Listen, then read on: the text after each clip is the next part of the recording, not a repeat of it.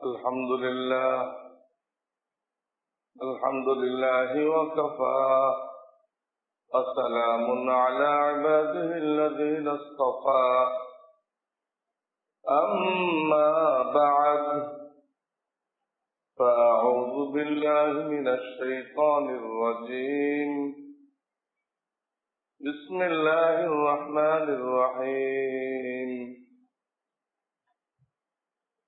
يا أيها الذين آمنوا كتب عليكم الصيام كما كتب على الذين من قبلكم لعلكم تتقون أياما معدودات إلى آخر الآية. وقال النبي صلى الله عليه وسلم كم من صائم ليس له من صيامه إلا الجوع. وقال أيضا من لم يدع قول الزور والعمل به فليس لله حاجة إلى صيامه.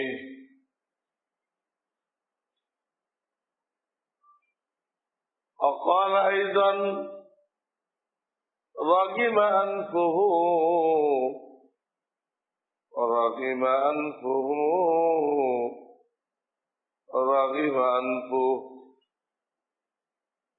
قيل يا رسول الله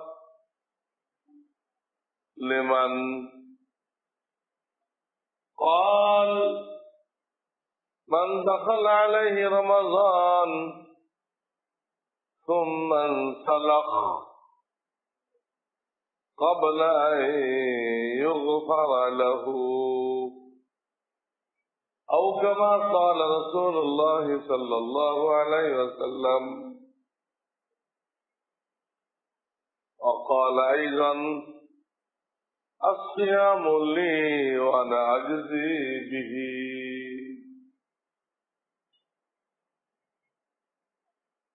আল্লাহ রাব্বুল আলামিন আমাদেরকে দুনিয়া জাহানের কামিয়াবির জন্য যে সমস্ত আমল দিয়েছেন, দায়িত্ব কর্তব্য দিয়েছেন,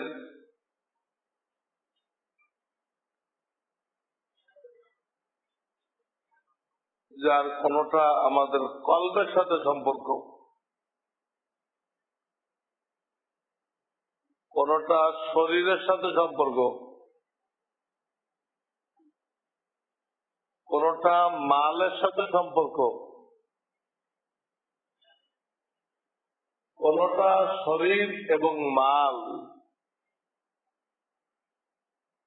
উভয়টার সাথে সম্পর্ক, শরীর এবং মাল। হজ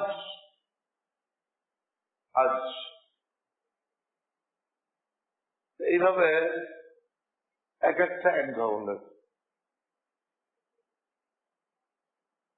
এরপর দেখা যাচ্ছে যেটা সবচেয়ে মৌলিক, ঈমান। এটা জিন্দেগিতে একবার ঈমান আনলো তো হয়ে গেল, প্রত্যেকদিন ঈমান আনতে বলা হয় নাই। হ্যাঁ, ঈমান তো নবায়ন করতে পারে, লা ইলাহা পড়ে, অন্য জিনিস, কিন্তু জরুরি যেটা একবার। বাকি জিন্দেগি ওইটার উপরে কায়েম থাকতে হবে। এক সেকেন্ডের জন্য ওইখান থেকে পৃথক হতে পারবে না, নিরপেক্ষ হইতে পারবে না। এক সেকেন্ডের জন্য ইন্নাল্লাযীনা ক্বালু রাব্বুনাল্লাহ সুম্মা ইসতাকামু। এই ইন্নাল্লাযীনা ক্বালু রাব্বুনাল্লাহ, এটা ঈমান। সুম্মা ইসতাকামু, ঈমান আনার পরে ওই ঈমানের উপরে সে কায়েম আছে। কবে নাগাদ? ওয়া'বুদ রাব্বাকা হাত্তা ইয়াতিয়াকাল ইয়াকিন। কতদিন কায়েম থাকবে? ইয়াকিন আসা পর্যন্ত। আপনার যে ইয়াকিন বুঝেন, সে ইয়াকিন না এই আয়াতে। এই আয়াতে ইয়াকিন মানে হলো মৃত্যু। এই আয়াতে ইয়াকিন মানে কি? মৃত্যু। মৃত্যু পর্যন্ত কায়েম থাকবে, 1 সেকেন্ডের জন্য বিচ্যুত হবে না। এই হলো ঈমান। আমানতু বিল্লাহি ওয়া মালাইকাতিহি পড়ে একবার ঈমান আনবে, মৃত্যু পর্যন্ত কায়েম থাকবে। জিন্দেগিতে একবার। হজটাও কিন্তু জিন্দেগিতে একবার। জিন্দেগিতে একবার হজ করা ফরজ, আল্লাহ যাদেরকে তৌফিক দিচ্ছেন সবাই। বাকি এর এই অর্থ না আর যাবে না, সেটা অন্য হাদিসে আছে। আল্লাহ যাদেরকে শারীরিক এবং আর্থিক তৌফিক দান করলেন, শরীর সুস্থ, তারা যেন প্রতি 5 বছরে একবার নফল হজ বা উমরার নিয়তে বাইতুল্লাহ তাওয়াফ করে। এটা তৌফিক আল্লাহদের উপরে বাইতুল্লাহর হক। অনেকের জীবনেও যায় না, শুনছে জীবনে একবার, কিন্তু অল্প বিদ্যা ভয়ঙ্কর। অনেক শুনে বসে থাকলো, আর কোন হাদিস আছে কিনা এটা শুনলো না। এটা ঠিক আছে, ফরজ 2 বার হবে না। ফরজ 2 বার হয় কার? আল্লাহ না করুক সে এমন একটা কথা বলে বসলো, এমন একটা কাজ করে বসলো যে তার ঈমান নষ্ট হয়ে গেছে। ঈমান কি হয়ে গেছে? নষ্ট হয়ে গেছে। হিন্দুদের সাথে কুর্তিখানায় হিন্দুরা চেষ্টা করছে, বন্ধু বান্ধবরা এও করছে। ঈমান ঈমান শেষ। বা ইসলামের কোন বিধি বিধান উপরে তুচ্ছ তাচ্ছল্য করে, হাসি ঠাট্টা করে, এক মন্তব্য করে বসে। এই জামানায় পর্দার কথা বললে হবে? এটা নারীদের স্বাধীনতার জামানা। স্বাধীনতার নামে রাজধানীকে চাকরানি বানানো, স্বাধীনতার নামে মেয়েদেরকে আগে ছিল রাজধানী, ওখান থেকে উন্নতি করে কোথায় আনা হয়েছে? চাকরানি। রাজা ঠিক আছে, রাজার থেকে চাকে চলে আসে। এখন সারা দুনিয়া মানুষের ভোগের বস্তু হয়ে গেছে। এই হলো নারী স্বাধীনতা। এমন একটা ধোকা। তো বলতেছিলাম, এই যে পর্দার বিরুদ্ধে সে মন্তব্য করলো, পর্দা ফরজ, এতে তার ঈমান চলে গেছে। তসলিমা নাসরিন বলেছিল, আল্লাহ কোরআনে মেয়েদেরকে ভাইদের অর্ধেক দিল, এইটা তো আল্লাহর জুলুম। নাউযুবিল্লাহ। শেষ, এরা শেষ। এর ইমান ছিল কবে? ছিল কবে? আপনাদের কিস্তা শোনাইছিলাম যে এক লোক বলতেছে অমুকখানে একটা লোক মদ খায় বেহুশ হয়ে গেছে। একটা জ্ঞানী লোক ছিল এখানে, বললো না আপনি ঠিক বলো নাই, মদ খায় বেহুশ হয় নাই, বেহুশ হয়ে মদ খায়, বেহুশ হয়ে মদ খায়। কোন মানুষের হুশ থাকলে, জ্ঞান থাকলে সে কি খাবে না? মদ খায়। ও উল্টা করে। ভূমিকম্পের ব্যাপারে বিজ্ঞানরা উল্টা বলে, জমিনের প্লেট ঘষা লাগছে, ভূমিকম্প হয়েছে, উল্টা কুফরি খেলাম। আসল কথা হলো মানুষ যখন গুনাহ করে, কি গুনাহ তাও বলা আছে, নাচ গান, মদ পান, জিনা, এই চিন্তা গুনাহ যখন বেশি করে তো আল্লাহ রাগান্বিত হয়ে তার রাগের বহিঃপ্রকাশ করার জন্য জমিন হুকুম করে তুমি প্রকম্পিত হও, কাঁপতে থাকো। আল্লাহ গুসার বহিঃপ্রকাশ, তখন জমিন কাঁপতে আরম্ভ করে আল্লাহর অর্ডার। যখন কাঁপতে আরম্ভ করে তো জমিনের প্লেটের মধ্যে ঘষা লাগে। আগে ভূমিকম্প হয়, তারপরে কি হয়? প্লেটে ঘষা লাগে। এরা করতেছে আগে প্লেটে ঘষা লাগে, তারপর কি হয়? ভূমিকম্প হয়। কিচ্ছু বোঝে, কিচ্ছু বোঝে না। বুঝলো কোথেকে? কোরআন পড়ছে, কোরআন পড়লে না বুঝবে। তো কারণ ইমান যদি নষ্ট হয়ে যায়, তার কিন্তু আবার হজ করতে হয়। আগে সব ফিনিশড, যত হজ করছে, উমরা করছে, দান খরচ করছে, সব মাটি।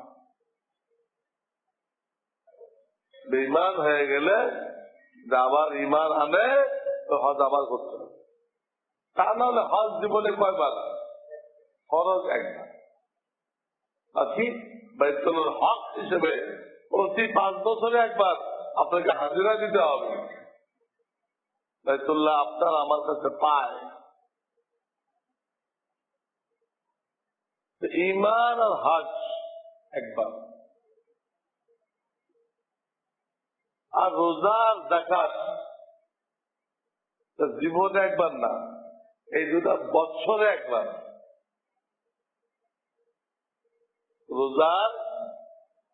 রোজার যাকাত এই দুটা জীবনে একবার, বছরে একবার,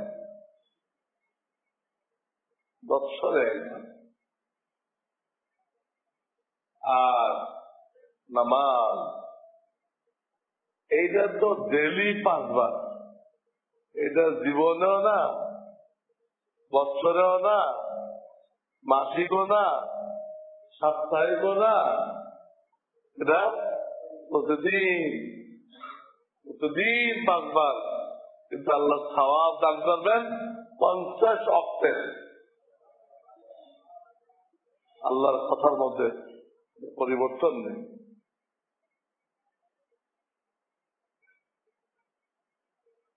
প্রত্যেক দিন করার ইবাদত হলো এটা, প্রত্যেক দিন। এই জন্য এটাকে বলা হয়েছে জামিউল ইবাদাত, সমস্ত ইবাদতের সমষ্টি। এইটার মধ্যে ইমান আছে, নামাজের মধ্যে এইটার মধ্যে যাকাত আছে, এটার মধ্যে রোজা আছে, এটার মধ্যে হজ আছে, এটার মধ্যে ইতিকাফ আছে, এটার মধ্যে কোরআন তেলাওয়াত আছে, এটার মধ্যে জিকির আছে, সব এর মধ্যে ভরে দেওয়া হয়।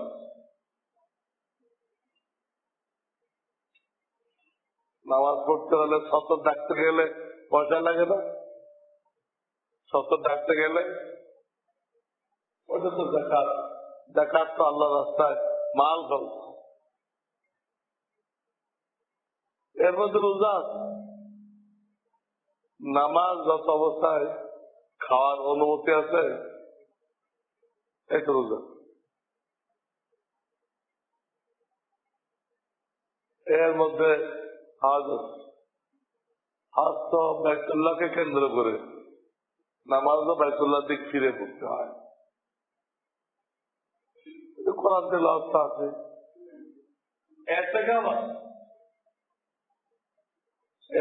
যেরকম মসজিদে বের হওয়া যায় না, নামাজিও নামাজের জায়গা থেকে নামাজ শেষ হওয়া পর্যন্ত সরতে পারে না। আমাদেরকে যে ইবাদত গুলো দেওয়া হয়েছে সেগুলো সংক্ষেপে তার রূপরেখা এই। ইবাদত গুলো রূপরেখা এই। এখন আমাদের সামনে যেটা আসতেছে এটা হলো রোজা। আরবিতে সওমুন ও সিয়ামুন, আমরা বাংলায় বলি রোজা, মূলত ফার্সি শব্দ। এদেশের রাষ্ট্রীয় ভাষা একসময় ফার্সি ছিল, রাষ্ট্রীয় ভাষা।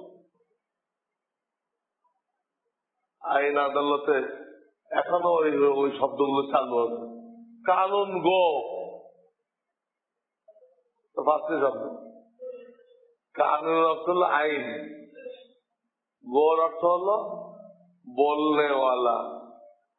বাপ গো, এই গো না, এটা বাপ গো মা গো, কানুন গো সেই গো না, ফার্সি থেকে। এই গো মানে বলনেওয়ালা। ইনি কানুন বলবেন। আপনার যা কানুন লাগে ওনারা কি বলবেন জিজ্ঞাসা করবেন।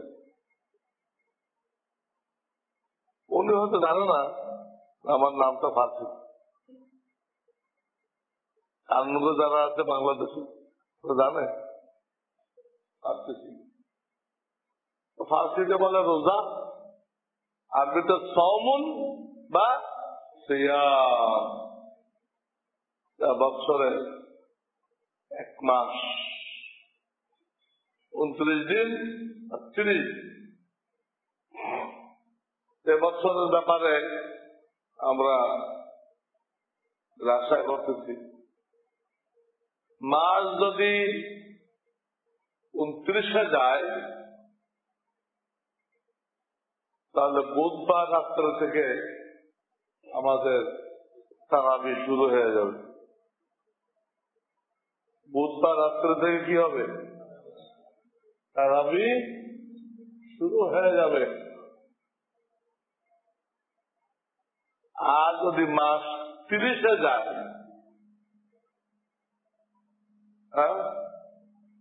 বুধবারে না হলে তো বৃহস্পতিবার হবেই। আরবি মাস 29 হয় অথবা 30। এর বাইরে হয় না। মাঝে আমাদের কোন মন্ত্রী মহোদয় উনি কইছিল যে 31-এ যায় না।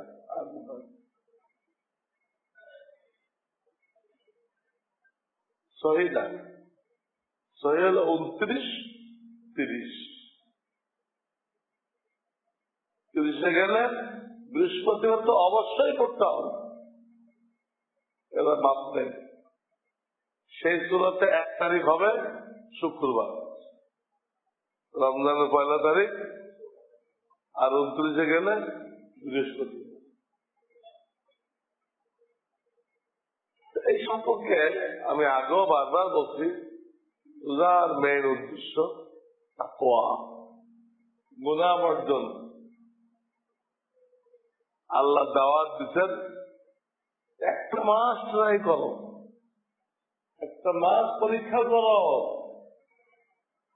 লাআল্লাকুম তাত্তাকুনা আইয়ামান মাদুদাত। একটা মাস দেখো, পরীক্ষা করতে করছো। 11 মাস গুনাহ করছিলে, ওটা মজাদার জিন্দেগি ছিল। 1 মাস গুনাহ করো নাই, এটা মজাদার ছিল। বলো, 1 মাস পরীক্ষা করার পরে দেখতে করছি। 11 মাস কেউ চেহারার উপরে জুলুম করছে, ইমানের বাগানকে উচ্ছেদ করছে, 1 মাস হাত দেয় নেই। সে বলুক আগেরটা শান্তিদায়ক ছিল, পরেরটা শান্তিদায়ক। একটা লোক 11 মাস কুদৃষ্টি করছে, রাস্তাঘাটে পত্রিকার খাতায় কুদৃষ্টি করছে, রমজানে দৃষ্টির হেফাজত করছে। কোন মহিলার উপরে নজর পড়লেই নজর সরাই দিচ্ছে। সে বলুক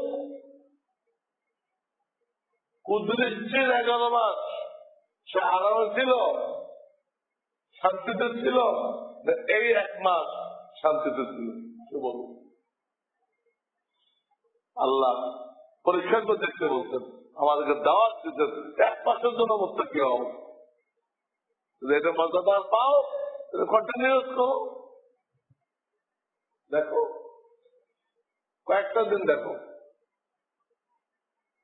রমজানের উদ্দেশ্যে গুনাহ ছেড়ে দেওয়া প্রশিক্ষণ, একেই বলা হয় সিয়াম সাধনা।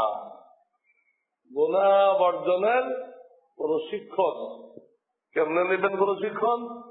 নিজের নফসকে বলবেন তুমি আল্লাহকে রাজি করার জন্য অস্থায়ী নিষেধগুলো মেনে নিছ, বর্জন করেছ।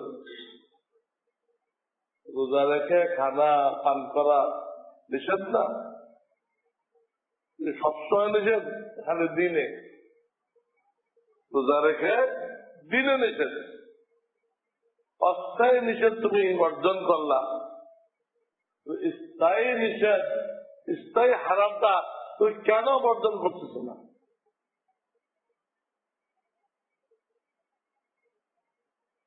তোমাকে কোরবানি করতে না দিলে তুমি তার সাথে জেহাদ ঘোষণা করলা, আমার কোরবানি করতে দেয়। আর তুমি নিজে হাতে দাড়ি মুন্ডে দিচ্ছ, একই তো। কোরবানি করার যে হুকুম ওয়াজিব, চেহারা দাড়ি রাখাও ওয়াজিব। এক ওয়াজিব করতে না দিলে সে জেহাদ করার জন্য তৈরি হয়ে গেছে, আর এক ওয়াজিব উচ্ছেদ করার জন্য স্বতঃস্ফূর্ত তৈরি হয়ে গেছে। বিচিত্র মানুষ, বিচিত্র। এই কথা বললে কি করতে হবে? গুনাহ ছেড়ে দিতে হবে, পরিবারের সবাইকে বোঝাইতে হবে আমার ফ্যামিলিতে 1 মাস গুনাহ হবে না। আর এই কথা মনে রাখতে হবে যে আল্লাহ তাআলা বলেছেন অন্য সমস্ত ইবাদতের প্রতিদান আমি ফেরেশতাদের মাধ্যমে দিব, কিন্তু রোজার প্রতিদান আমি নিজের হাতে দিব। কারণ রোজা আমার, রোজা লোকেরা আমার জন্য রেখে থাকে, এখানে রিয়া হয় না। রিয়ায় যদি কেউ করতে চায় লোক দেখানো, তো সে তো ডুবাই ডুবাই পানি খাইতে পারে। যে রুমে কেউ নেই ওখানে পানি খাইয়ে দিল, কে তাকে ধরবে? এখানে রিয়া হয় না।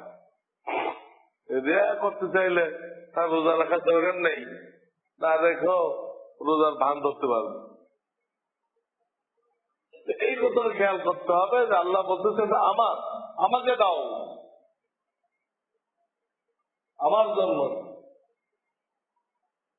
এখানে কি খেয়াল করতে হবে? ধরুন কোন বাদশাহ আপনাকে বলছে যে আমার জন্য একটা কি দাও, ছেলে দাও, কাজের লোক দাও। ওর টুকটাক কাজ থাকে তো, কাজের লোক দাও।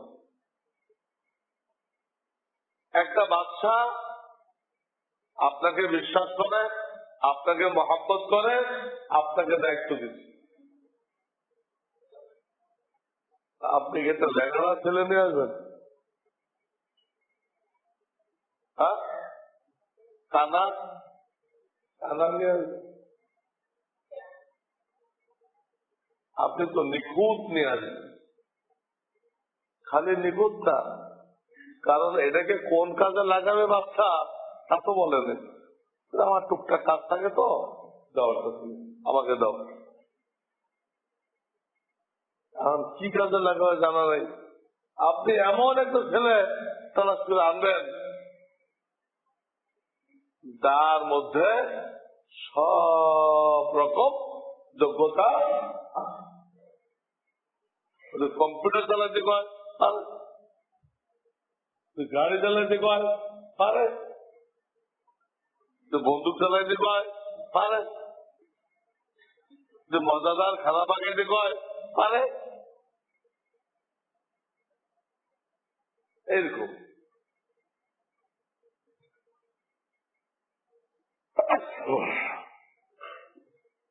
এরকম নিখুঁত সকল দিক দিয়ে পারদর্শী আপনি আনবেন, বাচ্চা খুশি হয়ে না তুমি একটা কাজের কাজ করছো। আর ল্যাংড়া লোলা দিয়ে আসলে ওইটাও আউট, আপনিও আউট। বাচ্চা বলো যে আপনাকে আমি জ্ঞানী মনে করতাম,